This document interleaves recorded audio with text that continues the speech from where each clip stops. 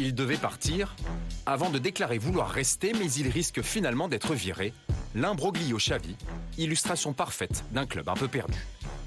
Aujourd'hui, le Barça est une équipe bien trop fragile.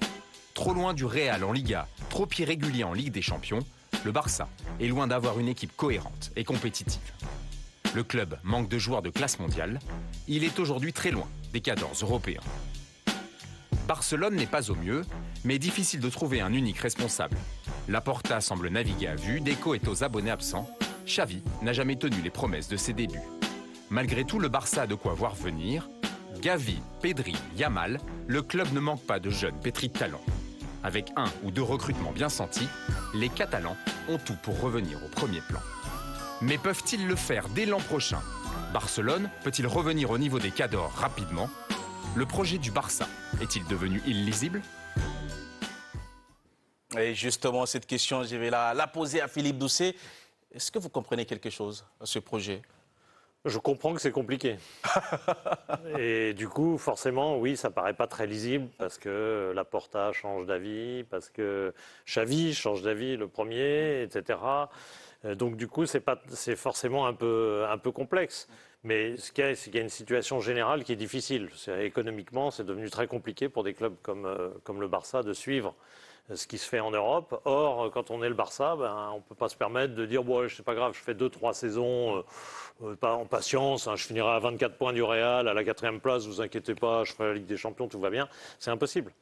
On ne peut pas quand on est le Barça, donc ils avaient plutôt bien dressé. Ils sont tiraillés. Ils avaient plutôt bien dressé l'année dernière, rappelez-vous, le Real a fini à 10 points, enfin 8, 9, 10 points, je ne me rappelle plus. Donc ils avaient bien dressé en championnat, ils avaient su être champions. Mais oui, ils n'ont pas une équipe fantastique, c'est un peu irrégulier, l'effectif est un peu construit de briques et de broc, des solutions parfois chères, mais des solutions surtout très économiques pour beaucoup de postes. Ouais. Et à l'arrivée, c'est pas une équipe fantastique. C'est un effectif correct. Il y a de quoi faire des choses intéressantes, mais c'est pas fantastique. Et puis Xavi laisse beaucoup de points d'interrogation, c'est vrai. Et si on met de côté l'aspect économique? C'est vrai que c'est compliqué. On le sait depuis un moment du côté du Barça. C'est peut-être dans ce moment qu'il faut proposer quelque chose de cohérent. Et il y avait quelque chose de cohérent dans le choix de Xavi comme entraîneur. On s'est dit, voilà, on va répartir à la Masia, chercher des jeunes joueurs pour les faire progresser petit à petit, tenter quelques coups, Lewandowski, Gundogan qui vont venir libres. Mais on sentait qu'il y avait quelque chose qui se mettait en place.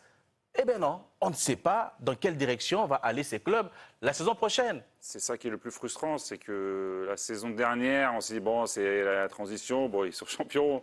Ouais. On s'est dit, ça va forcément être mieux, ils vont revenir sur le devant de la scène, prétendant à la victoire finale en Ligue des Champions. Et au final, c'est là où Xavi il m'a déçu, c'est qu'en termes de qualité de jeu, on a eu leurs voisins de Girona avec 25 fois moins de budget. Ils leur ont donné des leçons, match aller, retour. Ouais. Ils ont pris une leçon de football. Ils vont peut-être finir 2e quand même, mais vu la somme des individualités... Mais est-ce que ce n'est pas une progression quand même? Même s'ils ont été champions d'Espagne la saison dernière, là, ils vont finir 2e.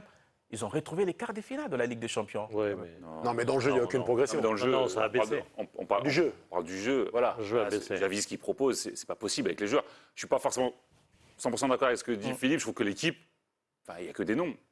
C'est avec cette équipe, ils doivent faire beaucoup mieux que ça quand même. Donc le problème du Barça, c'est le problème Xavi. Et justement, allez, la tendance, c'est le départ de Xavi. Aujourd'hui, on parle d'anti-flic.